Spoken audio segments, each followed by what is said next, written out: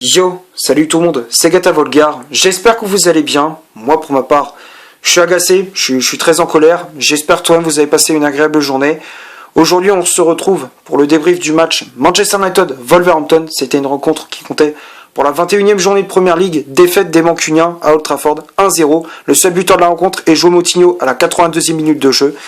Et avec ce résultat, les Red Devils sont 7e avec 31 points. 9 victoires, 4 matchs nuls et 6 défaites, 2 points de retard sur Tottenham 6e et 3 sur West Ham 5e. Qu'est-ce que je te dis de cette performance minable? C'est une prestation lamentable des Mancuniens. Wolverhampton, ils méritent largement la victoire. C'est mérité. C'est mérité, ils ont mis de l'intensité, l'impact physique, de l'agressivité.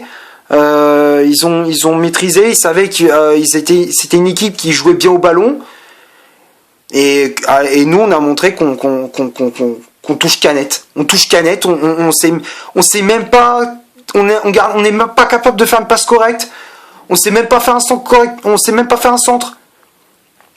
on n'arrive pas à garder le ballon, on n'arrive pas à enchaîner 3 passes, c'est grave quand même.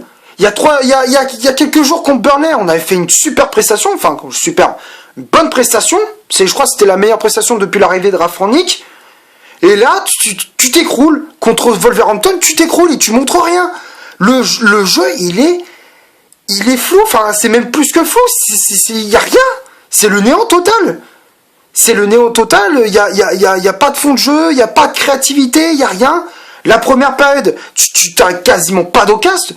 On a cadré, on a fait aucune frappe, 0 tir. En première période, on a tiré 0 faux but, à part, si, une frappe de Ronaldo, mais bon, ça a passé à côté, je crois que ça passait à côté du cadre de José Sa, gardien de Wolverhampton, mais sinon, rien. Première période, rien. Et heureusement qu'on avait des réas pour limiter la casse, pour éviter la catastrophe. Même Varane qui était là. Et le The Revenant, là, je pense que le joueur, on pourrait faire un film sur lui. Phil Jones, qui est revenu dans le 11 de départ, ça faisait au moins 1 an et demi qu'on avait pu vu jouer. Là, il a quand même, on va dire qu'il a pas fait un mauvais match, mais ça, il a fait ce qu'il a pu, quoi. C'était un peu risqué, mais bon, au final, il a fait ce qu'il a pu. C'est la première période, tu t'en sors très bien, 0-0. Enfin, on aurait pu s'encaisser le but bien plus tôt dans la partie. La deuxième période, tu te dis bon, c'est un peu mieux. Tu te projettes plus vers l'avant, t'as un peu plus de ballon, techniquement c'est un peu plus propre. Tu te dis ouais, il y a de l'espoir. Après, tu sais pas pourquoi. Ralph Rangnick qui fait un choix, mais incompréhensible. Il te fait sortir Mason Greenwood. Alors que pour moi c'était le meilleur joueur sur la pelouse. Et il te fait rentrer Bruno Fernandes. Alors Fernandes, bonne entrée en jeu, mais pourquoi sortir Greenwood? Pourquoi fait sortir McTominay? Il était à la ramasse totale. Première période, il était à la ramasse totale, il n'arrivait pas à aligner une passe, il touchait canette McTominay en première période. Canette. Il servait à rien au milieu de terrain. Il servait à rien. Donc je comprends pas pourquoi on fait sortir Greenwood. Alors c'était le meilleur joueur. T'aurais pu même faire rentrer Donny van de Beek, mais bon, j'ai l'impression que Rangnick il nous fait du Solskjaer, c'est-à-dire qu'il le fait jamais jouer. J'ai l'impression que ça y est, c'est reparti. La saga recommence. Mais je sais pas, j'ai pas compris. Alors oui, on a eu derrière une occasion avec Bruno Fernandes qui trouve la transversale de José Sa sur un centre de Matic vers leur de jeu.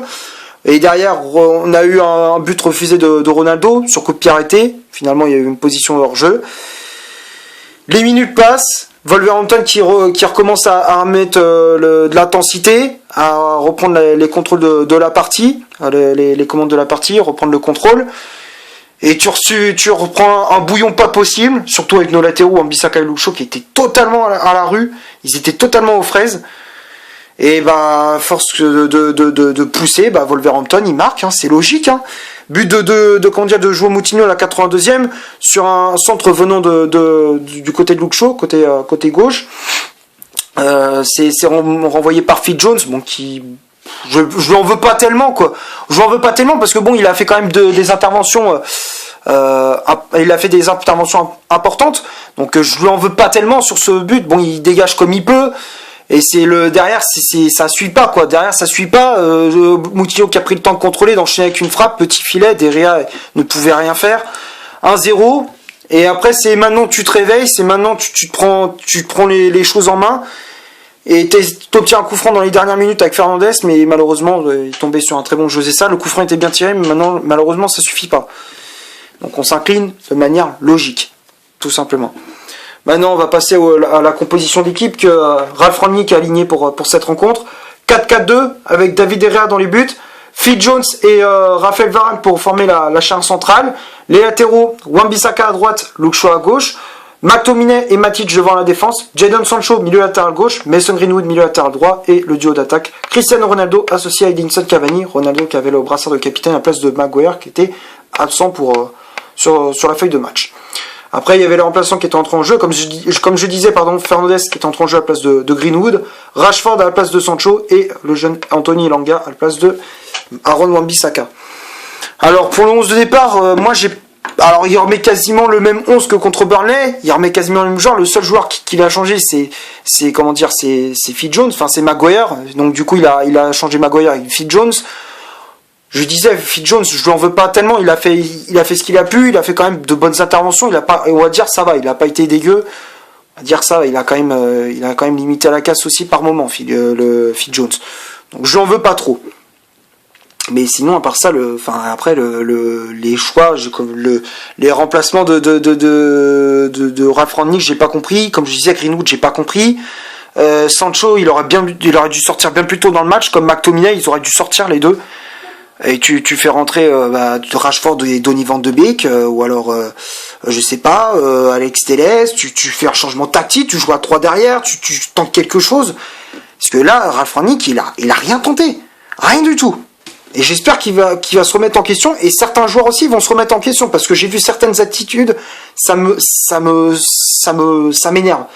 Ça, je te jure, ça me donne des boutons tellement quand j'ai vu la performance de certains joueurs, ça m'a rendu dingue.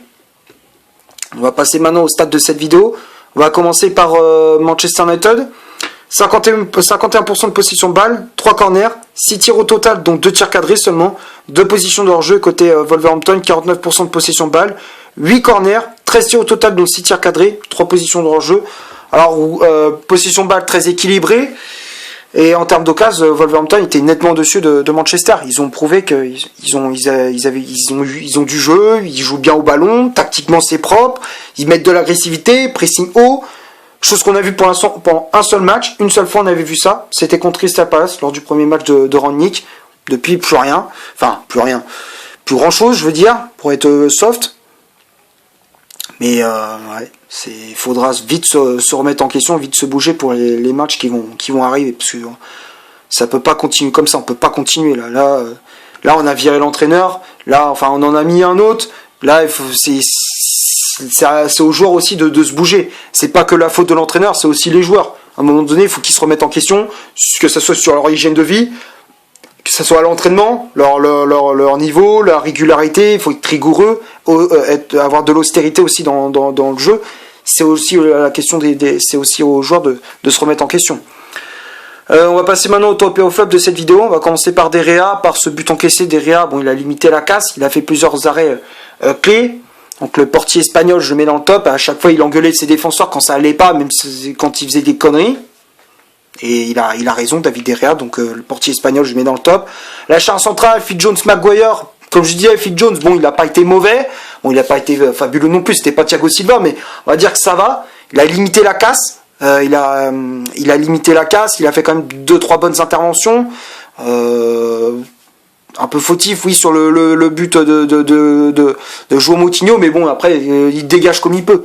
Il dégage le ballon comme il peut, donc j'en veux pas tellement. Donc Phil Jones, pour moi, je mets dans le top. Varane aussi, on va dire, dans l'ensemble, Varane, il a fait une bonne prestation. Il a été très important, très bonne relance, de l'agressivité, bon match de Varane. Les latéraux, Wan-Bissaka et Luke Shaw, les deux, ils ont été catastrophiques.